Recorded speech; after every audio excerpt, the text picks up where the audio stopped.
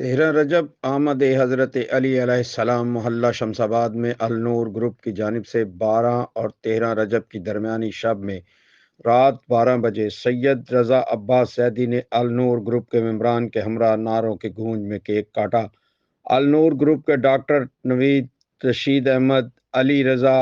कासिम अली, अली रज़ा इजाज़, इरफान असलम, सज्जाद अली, तंजील अब्बास, जाफ़र हुसैन, अब्दुल वहीद, शर्जील,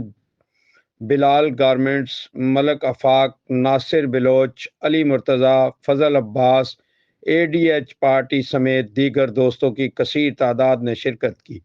अल नूर group के मेंबरान ने cake काटने के बाद शुरका में केक और मिठाइयाँ भी तकसीम की।